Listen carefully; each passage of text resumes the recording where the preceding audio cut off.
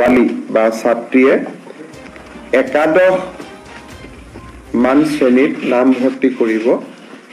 তেওঁলোকে গৰম বন্ধৰ 2টা মাহ বাদ দি প্ৰত্যেক মাহত তেওঁলোকৰ উচ্চতৰ মাধ্যমিক শিক্ষা শেষ নোহোৱা পৰ্যন্ত প্ৰত্যেক মাহত 1000 টকা চৰকাৰৰ পৰা লাভ কৰিব অৰ্থাৎ হায়াৰ সেকেন্ডাৰী ফাৰ্ষ্ট ইয়াৰত এইবাৰ যিসকল ছোৱালীয়ে নামভৰ্তি কৰিছে তেওঁলোকে হায়াৰ সেকেন্ডাৰী পৰীক্ষা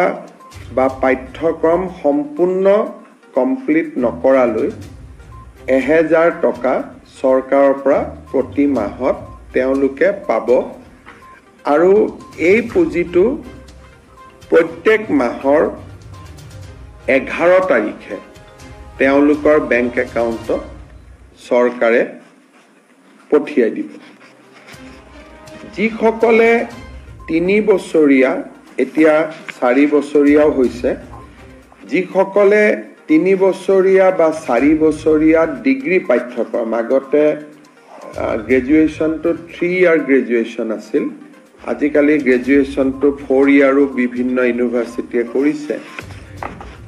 যিসকলে 4 বছৰ বা 3 বছৰ গ্ৰেজুৱেশ্যন পাঠ্যক্ৰমত পঢ়িব হায়াৰ সেকেন্ডাৰী পাছ কৰি প্ৰত্যেক গৰাকী ছোৱালীয়ে প্ৰথম বৰ্ষত নাম গ্ৰহণ কৰাৰ লগে লগে প্ৰত্যেক মাহত 12,1250 টকা চৰকাৰৰ পৰা লাভ কৰিব আৰু যিসকলে ডিগ্ৰী পাছ কৰি এইবাৰ পোষ্ট গ্ৰেজুৱেটত নাম লগাব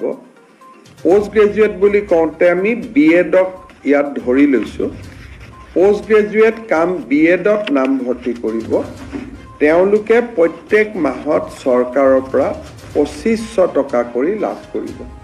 2500 টকা অৰ্থাৎ হায়াৰ সেকেন্ডাৰী পঢ়িলে 1000 টকা প্ৰত্যেক মাহত ডিগ্ৰী পঢ়িলে 1250 টকা প্ৰত্যেক মাহত আৰু গ্ৰেজুৱেশ্যন পঢ়িলে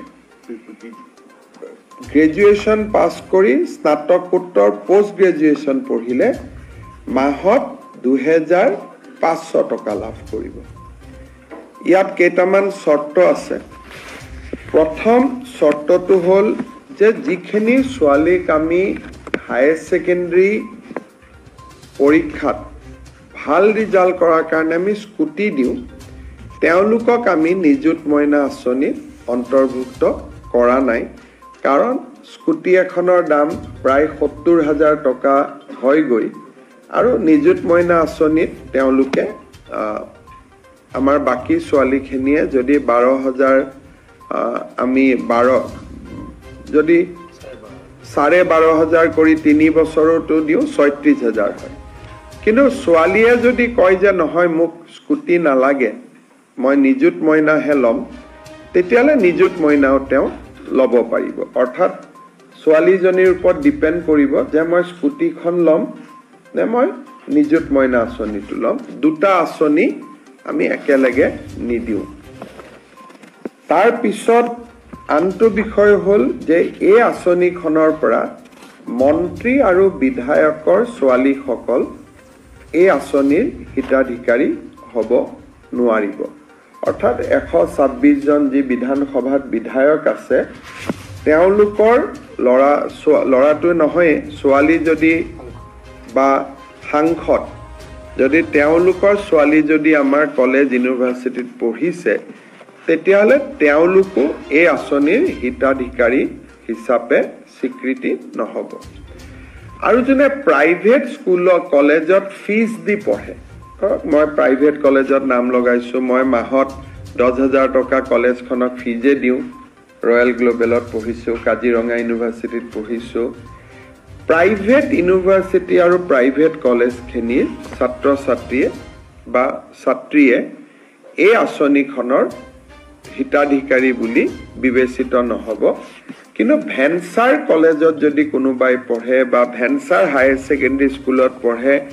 ভেঞ্চাৰ জুনিয়ৰ কলেজত পঢ়ে তেওঁলোক এই আঁচনিখনৰ হিতাধিকাৰী হ'ব। এই আঁচনিখনৰ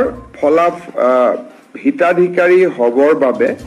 আমি একোখনকৈ প্ৰপত্ৰ পূৰণ কৰিব লাগিব। জুলাই মাহত যিহেতু এডমিশ্যনৰ প্ৰচেছ চলি আছে,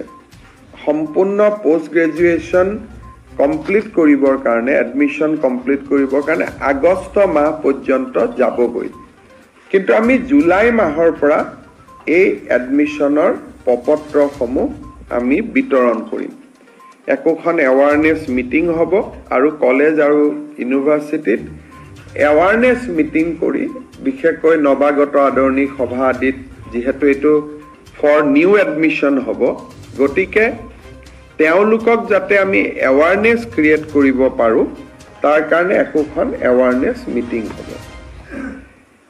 এই গোটেই আঁচনিটো বাল্য বিবাহৰ বিৰুদ্ধে প্ৰস্তুত কৰা এখন আঁচনি।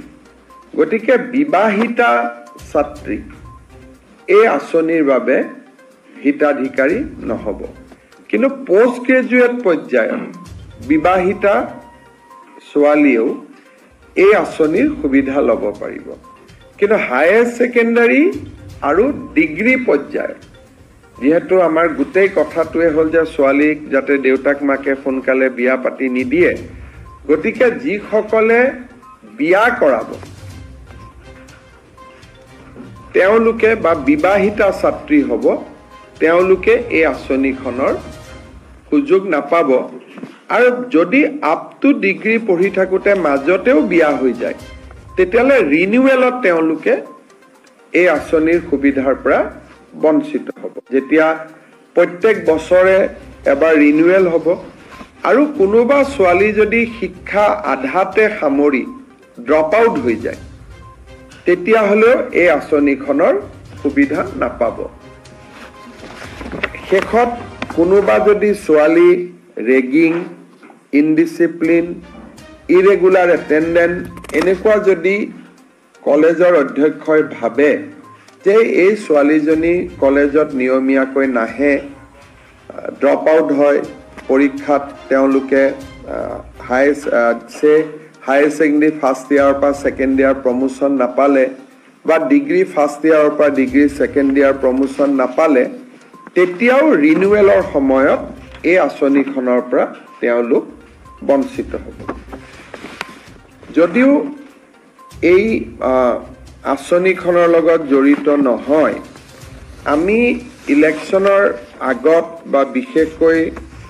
যোৱাবাৰ স্কুটি দিওঁতে আমি এটা কথা ঘোষণা কৰিছিলোঁ যে অহাবাৰৰ পৰা 75% পোৱা ছোৱালীহে স্কুটি পাব।